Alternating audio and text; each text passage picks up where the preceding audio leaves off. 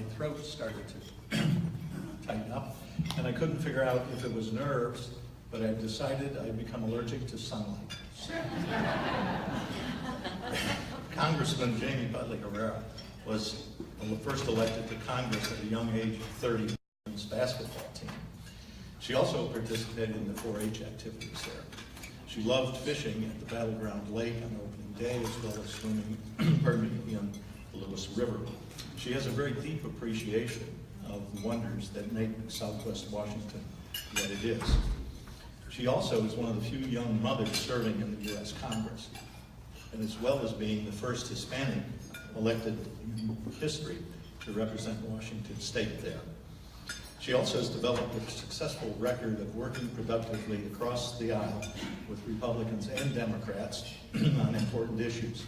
She's been a very strong advocate for our rural communities, successfully fighting to protect our recreational access to the national forests and preserve the resources and economic opportunities that are available to those who live here. As a member of the House Appropriations Committee, she works very carefully to steward tax dollars toward our Southwest community. Jaime, her husband Daniel, live in Battleground with their daughter Abigail and their son Ethan. On a personal note, I've spent 4 years working on forest issues, and the support that we get from Jaime and her staff is unparalleled. Join me in welcoming.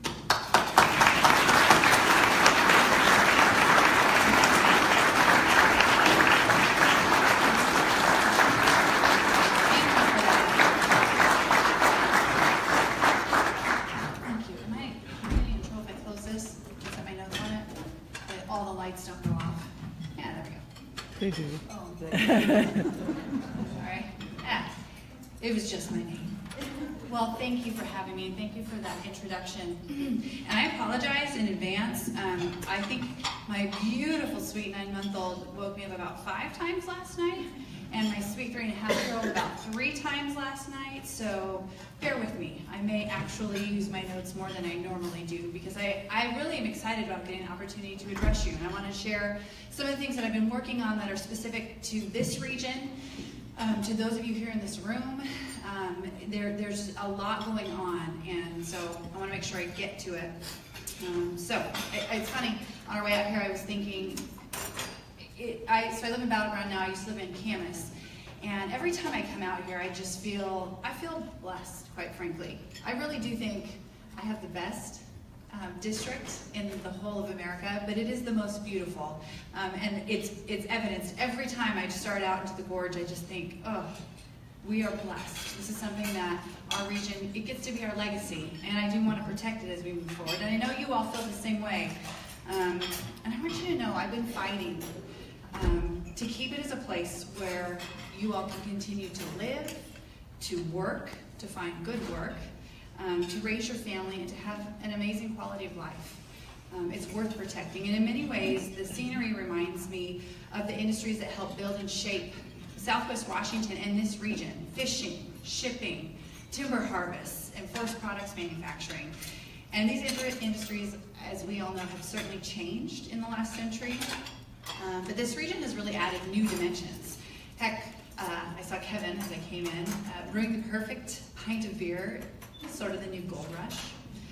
Tech and manufacturing companies are increasingly locating here because they can attract employees. It helps to have the magnificent backdrop of the gorge as a retention tool. And fishing and hiking and rafting and recreation in our forests and rivers isn't just, they're not just pastime activities anymore. They're spurring adventure tourists and vacationers, and they can support good jobs. And that's what makes careful stewardship of our natural resources critical, absolutely critical. While the folks in this room are the ones who've created the economic activity in this region, I have learned that Congress has a role in supporting your efforts and keeping the federal government accountable to you. And speaking of keeping the federal government accountable, there are a few examples where the need is greater than in our federal forests. Our national forests are one of our country's greatest sustainable and ecologically beneficial resources, period. They have the potential to support abundant wildlife, give us clean air and water, and provide a host of recreational activities. And they also, very importantly, support jobs and provide critical revenue to towns across this country, but right here in Stevenson. And unless we have a course correction with how we're managing our national forests, we're getting perilously close to endangering all of the above. That's why I have worked in Congress across the aisle, and have gathered foresters, conservation groups, community members, forest products industry folks, and former Forest Service officials to help me formulate a legislative plan to fundamentally improve how we manage our federal forests.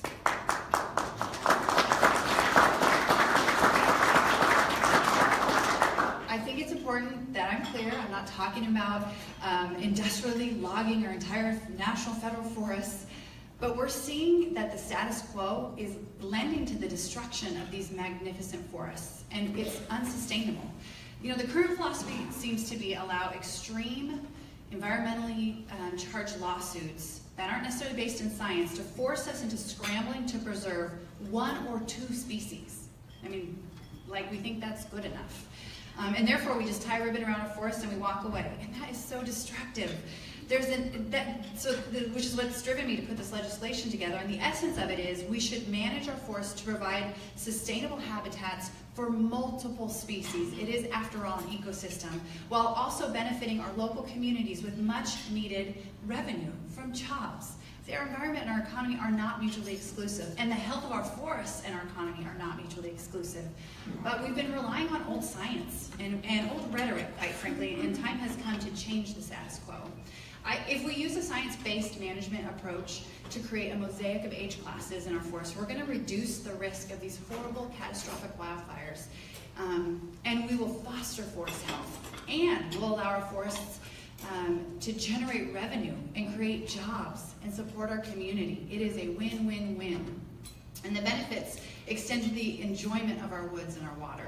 For instance, I'm proud that the Pacific Crest Trail, which brings visitors from all over the world right here to our own backyard. And I was pleased when early last year my office got involved in an effort that moved the Pacific Crest Trail Improvement Project forward while protecting critical tax revenue.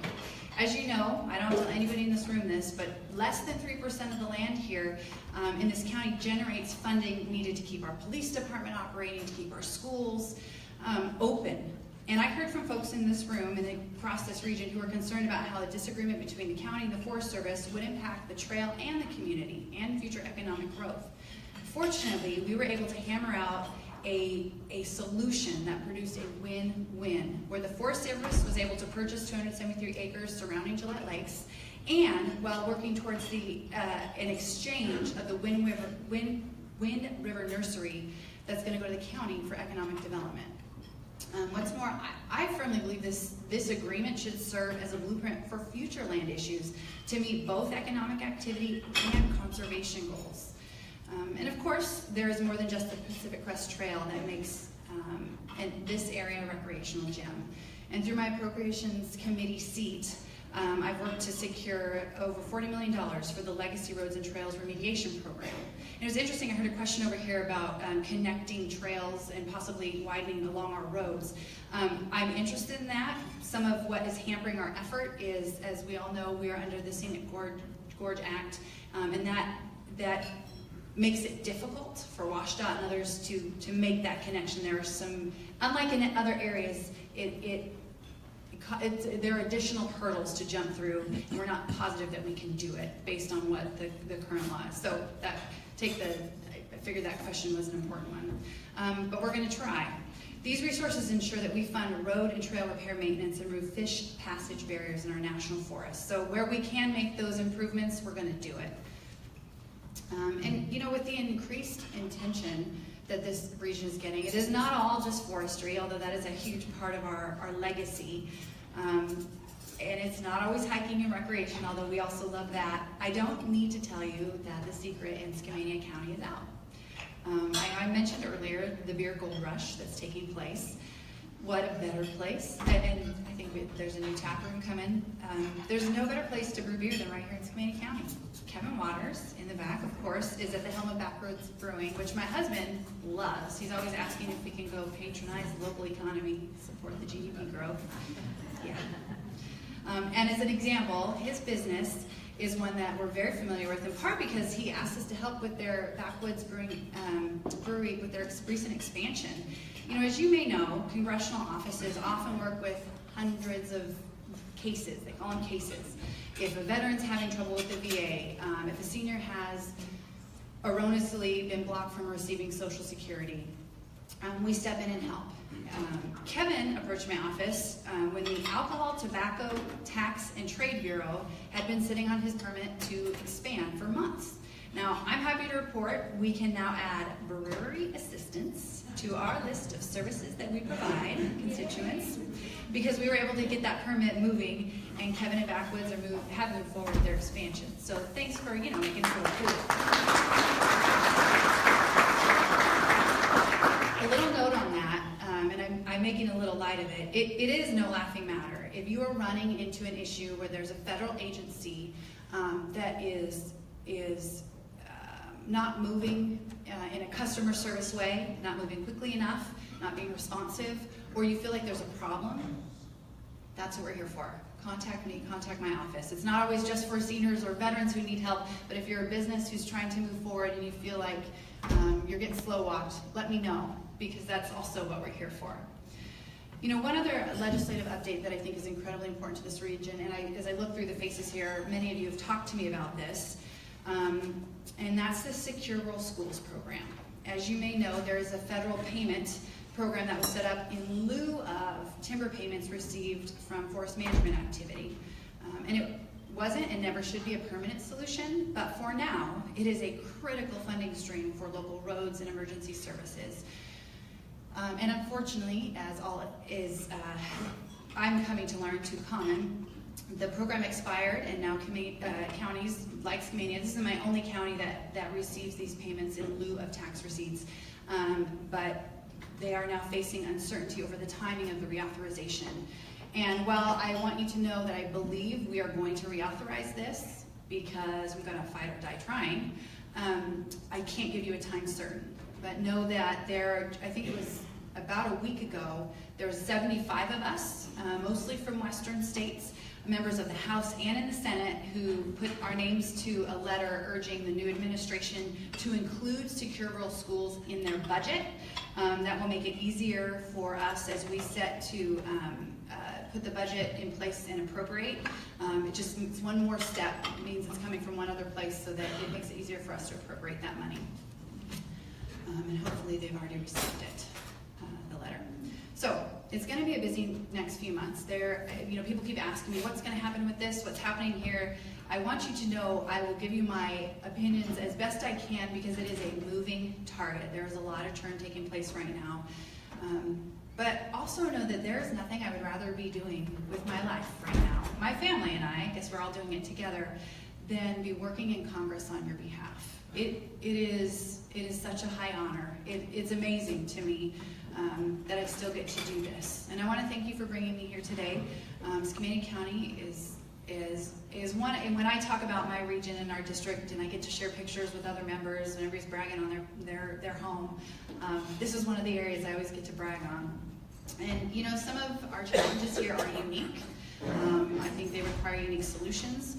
I'm so proud of this community, because you guys step up every time, and I just get to come along and support you.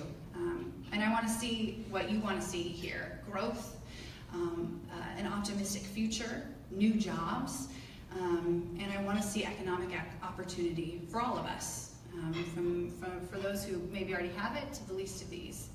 And I'm committed to putting those priorities first. So whether it's restoring responsible timber management, that is part of this region's heritage, or using my role to solve problems with federal agencies, I'm here to serve you.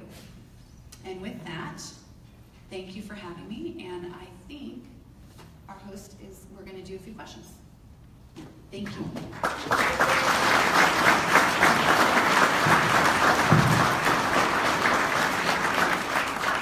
So Jamie has time for a couple questions. If anyone has questions for her about her speech that she just gave, please raise your hand, and if I can't hear you, then I'll walk over towards you. Bruce? Sure. I'm Bruce Vincent. I'm the owner of Jester and Judge Cider Company. Yeah.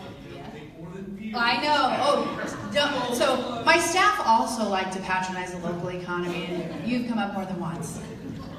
And also, I can talk to you as the president of the U.S. Cider Makers Association. Yes. That's pretty exciting for our little community. And I wanted to thank you for the work that you've done, and on behalf of all of us here that are making craft beverages, ask you to please consider supporting the Craft Beverage Modernization Act that dropped about 2 months ago. Oh, really? Yeah, and what it does essentially is it expands the small producers tax credit and allows companies like Kevin's and mine to grow without tax consequence to a large degree. Craft beverage. Modernization Act. Modernization. Okay.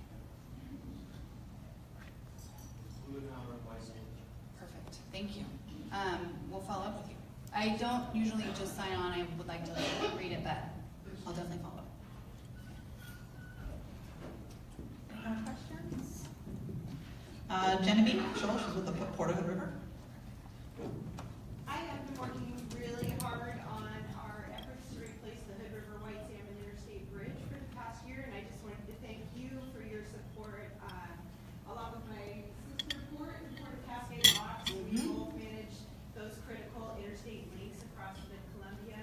And I just want to thank you for your help with the FAST Act and also for your support with our Fast Lane 2 application. And that's one of those moving targets that we're trying to pay attention to. Where it's at, what's happening, and exactly, and where they're at letting. So I've got a couple contacts who are moving into those new positions, and we are asking as many questions as we can. They don't have answers just yet, but we expect that we should be able to get them.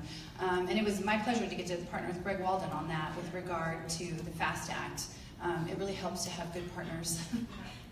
Especially when you are divided like we are. I mean, we're a regional economy, but we have a political divide down through our river, so it's helpful to have good partners. Thank you. All right, we have time for one more question. Hi, my name is Susan Winter. I work for Columbia Gorge Racing Association. We hold the sailing events over in Cascade Locks, and every summer we host hundreds, probably closer to 1,000 or more visitors from all over the world. They come here for sailing. They bring their families. They usually spend several nights here, staying in our hotels, eating in our restaurants. We require clean water, and our customers come expecting the gorge as we know it, as beautiful scenery, the National Scenic Area. We are very concerned as a business that promotes recreation in a clean environment. The current administration and its outwardly hostile moves towards the EPA, the cold stream, non-protections.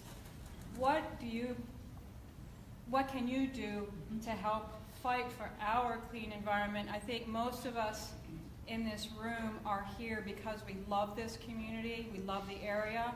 I moved here primarily because of the recreation.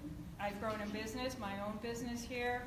So what are you going to do? What are you willing to do to fight what we consider as a hostile administration as far as our clean environment goes? So, thank you for that. I kind of have a couple thoughts because there was a lot in there. First one is, no, this is great. First one is, I just want to try and hit them all. I want to protect our way of life here just like you do. I was raised in the east side of Clark County, and my family has grown up recreating in these woods and on these, I think somebody mentioned it in my bio, and on these waters. It's part of our way of life, and I want my kids to have those same opportunities. I have not had much interaction with the new administration's EPA yet. I don't think anybody has. And I'll tell you my basic goal. To the degree that I feel like a secretary or an agency head is going to support our mission, our way of life, what we hold dear, they're going to have no problem with me. To the degree when I feel like they don't understand something about us or what we need, then they're going to hear from me. It was really almost the exact same approach I took with the last administration. And I'm not going to lie, I didn't vote for the last, well actually I didn't vote for the last two guys, but the last guy in the last administration I didn't vote for, and the day after the election I was really disappointed. I remember being upset, I remember being fearful, a lot of the same things I'm hearing from people now, but I purposed within myself to the degree that he's going to do things that are going to make us successful as a nation, as a region, I'm going to help. And then to the degree that he's going to not understand things, and I've had to fight him on, I talk about timber policy, I had his forester come out, his chief forester, I had director of Fish and Wildlife come out from that administration, trying to get them to help us and our way of life. And I'm going to take that same approach with this administration. My hope is we can help. You know, I don't know how much they know about the West. I don't know how much they know about, you know, our policy, our lands policy, our forest policy. I think in the beginning it's going to be educating, showing them, bringing them out, having them walk through things and see things and ask questions. I think that's, I'm gonna start there. I'm not going to start by saying, I'm going to oppose you because I have some fear that you're going to do something wrong. I'm going to give them a fighting chance. And in that, I think you can also judge how I vote on actual legislation. You know, last week or 2 weeks ago, we had a bill come up that passed. It couldn't pass under the last administration, but it passed the House, and I think it's probably going to end up getting signed, that had to do with mountaintop mining, open pit mines. And I didn't support it. It was using what I felt like were appropriate environmental regulations that were science-based. I'm not going to argue with that. I voted against it. So I think I have made it clear that my mission is to serve the people in this region first and foremost, and that's how I'm going to view, that's the lens I use with regard to passing bills, not passing bills, and working on policy. And I'm going to continue that approach as I move forward. So with that, thank you. All right, Jamie's got to leave. We're done with questions. I'm very happy that you're feeling accountable to us, and so we would love for you to have a town hall. We're very excited to have a town hall soon under you. Thank you. Thank you.